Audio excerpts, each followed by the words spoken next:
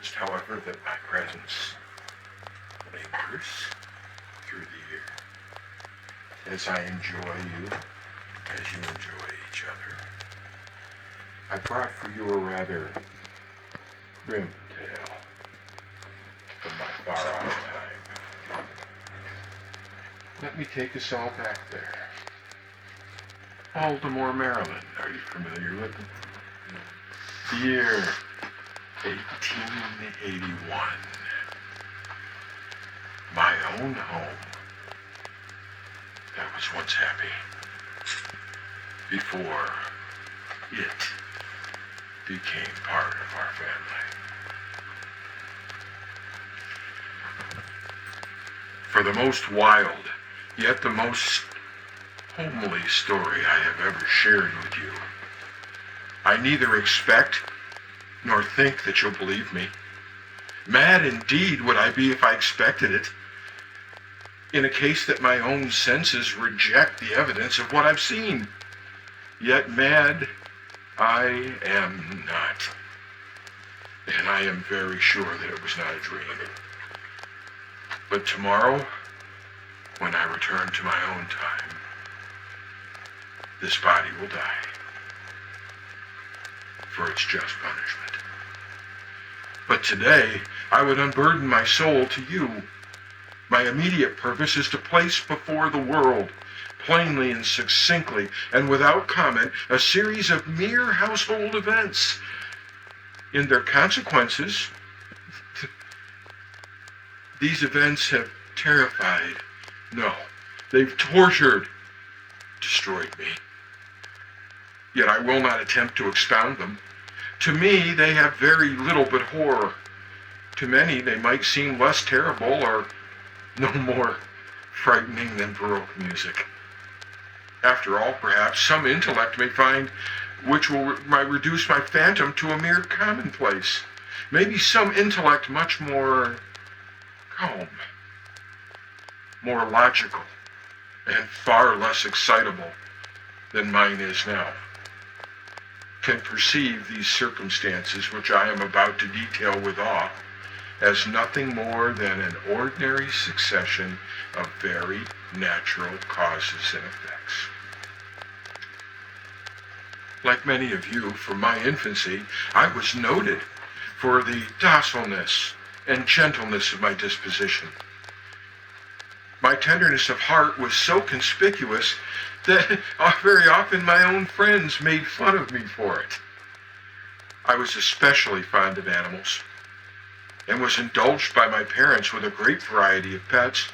With these I spent most of my time, and never was I so happy as when I was feeding, caressing, and caring for them. This particularness of my character grew, as I did, into my very manhood, and I derived from it my principal joys and pleasures in this life. To those who have cherished the affection and love of a faithful and wise companion such as a dog or even a cat, you understand.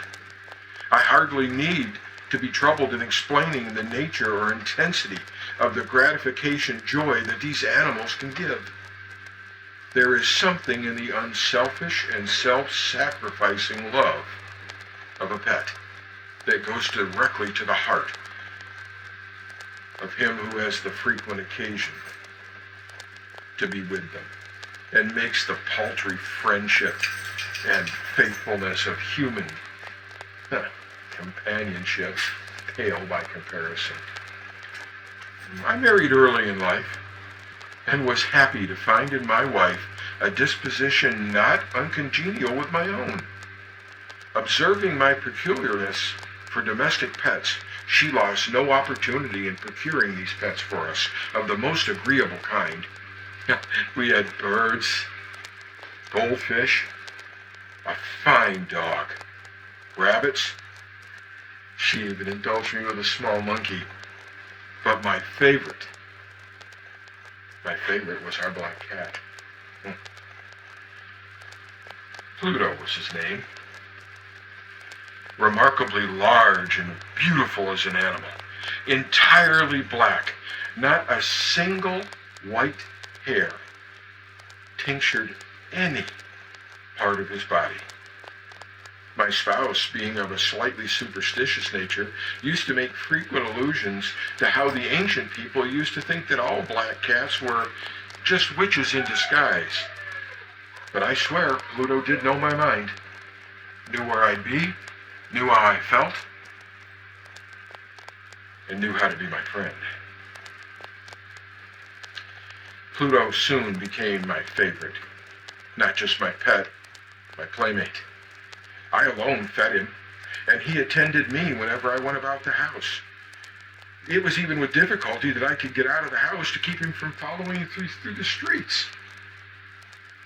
Our friendship lasted in this manner for more than a decade, during which my general temperament and character, through the instrumentality of that awful fiend, the intemperance, the alcohol that I began to consume, and I flesh to confess it, this alcohol wrought in me a radical alteration for the worst.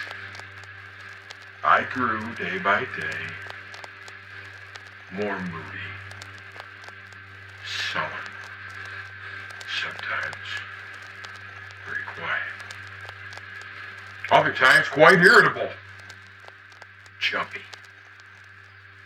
And regardless, I had little time for the feelings of others. I suffered myself to use intemperate language even to my wife. At length, she began to fear for her personal safety. My pets, of course, they were made to feel the change in my disposition. At first, I only neglected them. Later, when my temper flared, ill-used them. For Pluto, however, I still retained significant regard and restraint from any kind of maltreatment or abuse or neglect. But I didn't have any scruples concerning the rabbits, even the monkey. Even the dog began to avoid me. And when by accident they would come to me for affection, they soon learned to go the other way. But the disease that grew in me, and there is no disease like alcoholism, at length it even drank up my affection for Pluto, who now was becoming rather old, and consequently a little peevish. But even Pluto began to experience the effect of my ill tempers. One night, returning home, very much intoxicated from one of my haunts in town, I fancied that the cat was avoiding my presence. I seized him, and when in fright for what might happen, he inflicted a slight wound on my hand with his teeth. Oh, the fury of a demon instantly possessed me. I knew myself no longer. My original soul seemed all at once to take flight out of my body, and a much more fiendish malevolence, gin nature, thrilled every fiber of my frame. To my great shame, I took from my waistcoat a small penknife, opened it, grasped it, and then grabbed the poor beast by the throat and removed one of his eyes from its socket. Now I blush, I burn, I shudder when I relate this atrocity before you. When reason returned in the morning, when I had slept off the fumes of last night's debauch and the demon had seemingly left for a while, I experienced a sentiment of half horror, half remorse for the crime that I had been guilty of. But it was at best a feeble feeling, and the deep part of my now tainted soul it didn't touch. I again plunged into excess, resolving to drown all that sorrow, all memory from that deed, in a cask of wine. In the meantime, the cat slowly recovered. The socket of the lost eye presented, It is true, a frightful appearance, but it no longer appeared to suffer from the pain. He went about the house as usual, but as you might expect, he fled with extreme terror at my approach. I had so little of my old heart left. But at first I was grieved by this evident dislike of me by this creature that had once loved me so. But this feeling soon turned to resentment that gave place to irritation, and then it came. Then it came to me unequivocally and finally, a spirit of perverseness. Let me explain what this means, for the philosophers don't bother. Maybe some of the sages of old understood this in deep religious reflection. But I'm talking of a perverseness of the soul, one of the most primal impulses of the human heart, one that we seemingly were born with, and that is given common to all men.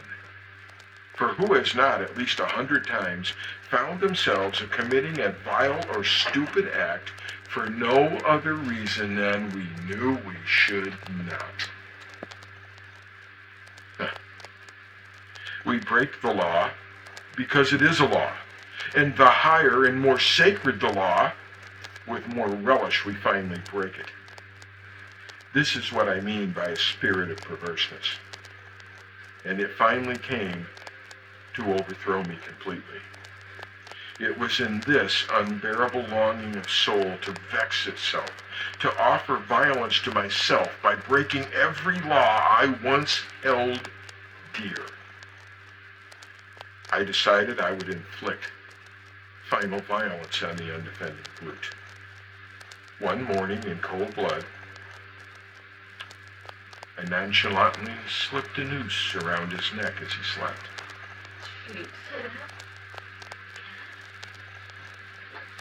And Pluto met his end in our backyard. In doing so, I knew I was committing a sin, a deadly sin that would jeopardize my own immortal soul and make it nearly impossible, because it seared my heart, for I did not care anymore for the mercy of even a terrible God. On the same night that the cruel deed was done during the day, I was aroused from sleep by cries of fire. The curtains on my bed were aflame. The whole house indeed was blazing, and it was only with great difficulty and fortune that my wife, a servant, and myself escaped our house from the conflagration. The destruction was complete. My entire worldly wealth was swallowed up, and I resigned myself thenceforth to despair. I am above the weakness of seeking to establish a sequence of cause and effect between the disaster and the atrocity that I committed, but I am detailing a chain of events that surely did happen, and I will not leave a single link imperfect. On that day succeeding the fire, on the day following the fire, I visited the ruins. The walls, with one exception of the house, had all fallen in. This exception was found in my own bedroom compartment. The wall was not very thick, but there it stood, with the head of my own bed resting against it. The plastering had there, to great measure, resisted the action of the fire by the presence of the headboard and by the fact that there had been recent repair to the wall that had not yet dried. About this wall, a crowd of curious onlookers were beginning to gather, and many persons seemed to be examining this particular portion of the very minute and with minute and eager attention. The words strange and singular and frightening were given expression, and excited my curiosity. I approached and saw, as if graven in relief upon the white surface of this last remaining part of my home, the figure of a gigantic cat. The impression was given with accuracy that was truly marvelous. Then I noticed one detail that made me stop in horror. Around the neck of that animal was a hangman's noose. Although I thus readily accounted to my reason, it is not altogether to my conscience that I mention the startling fact that I just detailed. It did not fail to make a deep impression on my fancy, although I did manage to justify it, to reason it away, to come up with scientific reasons that the image could somehow have been placed upon that particular wall, behind my particular headboard. But to tell you the truth, it sent me back into one of those terrible drunken rages and vile debaucheries that had caused the problem in the first place. One night, as I came home half stupefied from a bar from an infamous place in town, my attention was drawn back out for another bout or another drink. Walking past my old home, I came into a soddy little gin house with hogsheads of gin and rum upon the walls. Indeed, it was a dotty place.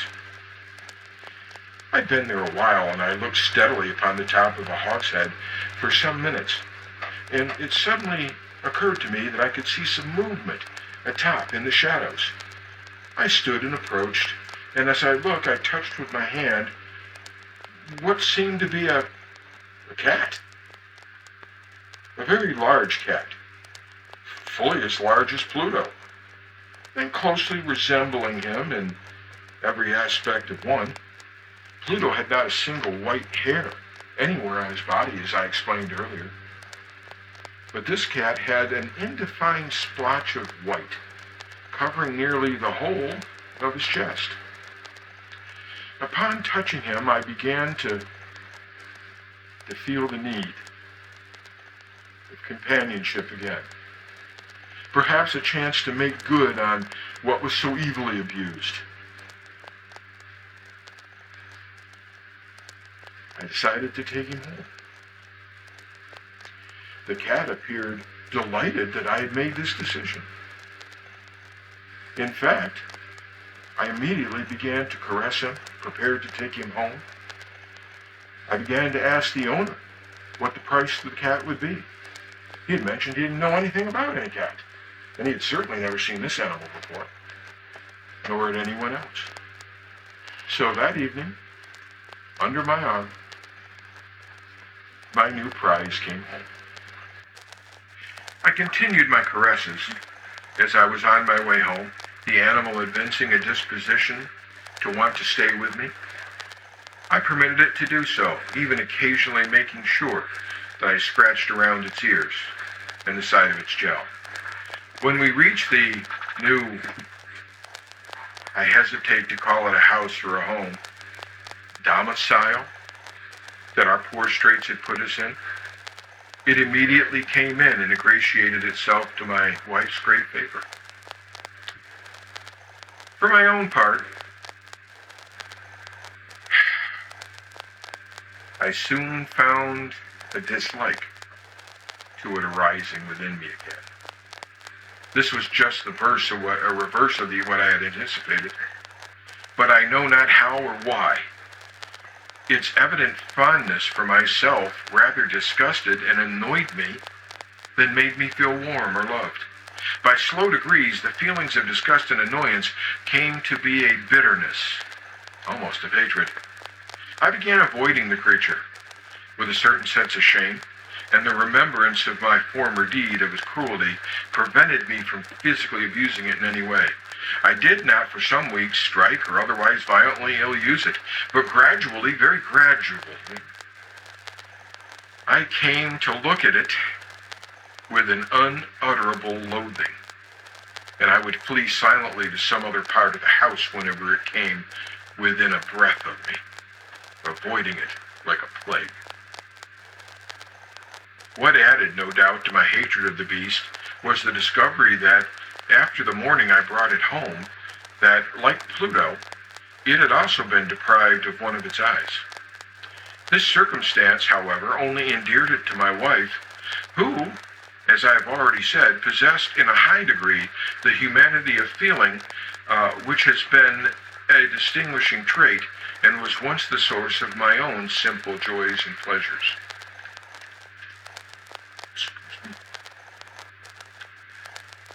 With my aversion to this cat, however, it particularly for myself seemed to increase. It followed me day and night wherever I went. The more I disliked it, the more it loved me. Wherever I sat, it would crouch beneath my chair. Every chance it got, it would spring to my knees, covering me with its loathsome caresses. If I rose to walk, it would somehow get between my feet and threaten to knock me over. Whenever I happened to be walking in my evening gown, it would subtly use its claws to get my attention, clamoring for me to pick it up. At such times, I longed to destroy it with a blow, yet as I was withheld from doing so, partly by a memory of my former crime, but chiefly, and I'll confess this freely, I had actually begun to dread the beast. This dread was not exactly a dread of physical evil, and yet I should not be at a loss to otherwise how to explain it. I almost feel ashamed to own it. Yes, to even say this, I almost am ashamed of the terror and horror that animal inspired in me. It reached the height of even what the greatest demon of the netherworlds could have caused to me. My wife called to my attention, more than once, to the character of that lovely white mark on his chest, of which I had spoken. And as I began to review it again, it became clear.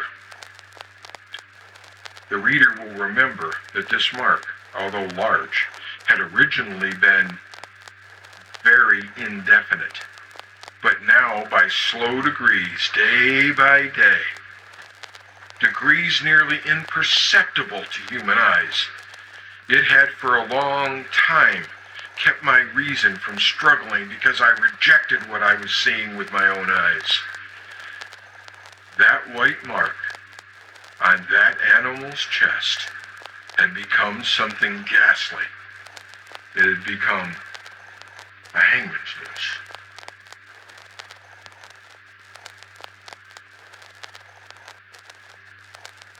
And now I was indeed wretched beyond the wretchedness of mere men. And that brute beast, that fellow of the one I had contemptuously destroyed, this cat, had worked out in me a fear greater than even the fear that men might have of the high God. I would suffer no such woe. Alas, neither by day or night that I ever knew the blessing of rest anymore. During the day, the creature left me alone not a moment, and even during the night I could not last an hour without dreaming of the thing, or feeling its weight as it certainly lay on my chest. And always before my eyes, a hangman's noose. Beneath the pressures of these torments, such as I have mentioned, the feeble remnant of good that's still within me now vanished.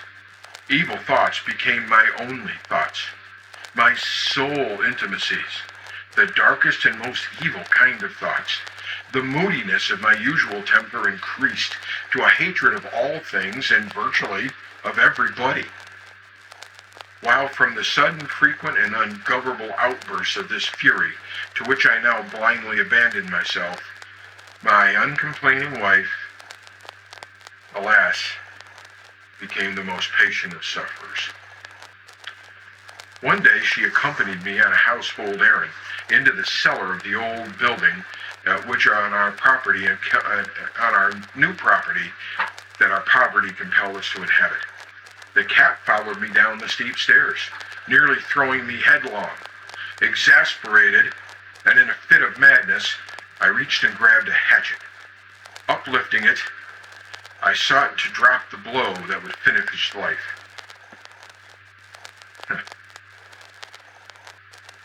The blow I aimed at the animal, and would have proved fatal, missed. my arm was arrested by the hand of my wife. Goaded by this interference by a rage that was almost demoniacal, I raised the hatchet again. She fell dead on the spot without a groan. This hideous murder accomplished, I set myself forthwith with the entire deliberation for the task of concealing the body. I knew I could not remove it from the house either by day or night without risk of being observed by the neighbors. Many projects entered my mind. At least one period I thought of cutting the corpse into minute fragments and destroying them at fire. At another I resolved to dig a grave in the floor of the cellar. Again I deliberated about casting it into a well out in the yard. I also thought about packing it in a box as with merchandise, and with the usual arrangements hiring a porter to take it away from the house. Finally I hit upon what I thought to be genius. A sure expedition, better than any of these. I determined to wall the corpse up in the cellar, as the monks of the Middle Ages are recorded of doing to their victims. For a purpose such as this, our cellar was well adapted. Its walls were loosely constructed, and had lately been plastered throughout with a very rough plaster, which the dampness of the atmosphere prevented from hardening completely. Moreover, in one of the corners, there had been a project, a closing up of a false chimney or fireplace. It had been filled up and made to resemble the rest of the cellar. I had no doubt I could readily displace the bricks at this point and insert the corpse and wall the whole thing up as before, so that no eye could see a thing. In this calculation I was not deceived. By means of a crowbar I easily dislodged the bricks, and having carefully deposited the body against the inner wall, I propped it in that position, while with little trouble I relaid the whole structure as it originally stood. I quickly went about procuring mortar, sand, air, and with every possible precaution, I laid plaster that could not possibly be distinguished in color or type from the other plaster in the cellar. And with this, I went carefully over every last piece of new brickwork. When I had finished, I felt satisfied that all was right. The wall did not present the slightest appearance of having been disturbed. The rubbish on the floor was picked up with the minutest of care.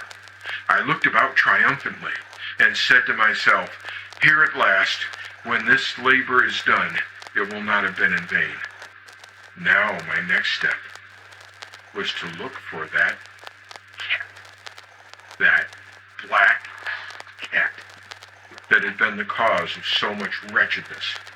For I had at length decided and firmly resolved that if my wife was put to death, it was due to that cat, and that cat would surely join her. Had I been able to find that cat in the next hour or four, it certainly would have met that fate. But it appeared that the crafty animal had been so alarmed by my violence and my previous anger that it forebode to be in my presence or even in the home. It's impossible to describe or imagine how deep and blissful the sense of relief was to my heart that that detestable creature had left my house. It did not make its appearance again during the night, or for the next night, or the next day. For the first time in weeks, I was able to sleep soundly and through the night. The second and third day passed, and still the tormentor did not come back. Once again I breathed like a free man. The monster in terror had fled the presence forever, and I would behold it no more. I was happy for the first time in years. The guilt of my dark deed disturbed me but little. My soul was so destroyed. Some few inquiries had been made, but those had been readily answered. A search had even been instituted, but of course nothing was discovered. I looked upon my future as secure. Upon the fourth day after the assassination, a party of police came by. very unexpectedly, but they were sent by Scotland Yard. I felt no embarrassment or worry whatsoever. I bade the officers make a very thorough search of everything. They left no nook or corner unexplored. At length, and for the third or fourth time, they went back down into the cellar to give it one more look. I quivered not a muscle. My heartbeat calmed as one of those who slumbers in innocence. I walked down to the cellar with them from end to end. I folded my arms to my bosom and roamed easily to and fro. The policemen were thoroughly satisfied and prepared to depart. The glee of my heart was so strong I could hardly restrain it. I burned to say but one word in way of triumph, and to render doubly their assurance of my guiltlessness. "Gentlemen," I finally said, as the party was beginning to ascend the stairs, "I delight to have allayed your suspicions. I wish you all health and a very courteous day. And by the by, gentlemen, this is a very well-constructed house." In rabid desire to say something else, I scarcely knew that I'd uttered it at all. I may say an excellently well-constructed house. The walls, are you going, gentlemen? These walls are solidly put together. And here, though through a mere frenzy of bravado, I rapped my cane, on which I held in my hand, upon the bricks of the wall, behind the very bricks which the corpse of my wife lay. But may God shield me and deliver me from the fangs of the evil one. No sooner had the reverberation of my cane sunk into silence than I was answered by a voice from within the tomb. By a cry, at first muffled and broken, like the sobbing of a child perhaps, and then quickly swelling up into one long, loud, continuous scream, utterly anonymous, utterly inhuman, a howl, a wailing shriek, half of horror, half of triumph, such as might have risen only out of hell itself, conjointly came from the throats of all the damned within. Of my own thoughts of folly, I dare not speak. I swooned. I staggered to the opposite wall. For one instant, the party on the stairs stood motionless, through extreme terror and awe. At last, a dozen stout arms were toiling at that wall. It finally bodily fell, and the corpse, already decayed, stood erect before the eyes of all those spectators. Upon her head, upon her innocent head, with red extending mouth and solitary eye of fire, sat that hideous cat, whose craft had seduced me into murder, and who now's informing voice had consigned me to the hangman. I had walled that monster up in the tomb with my wife.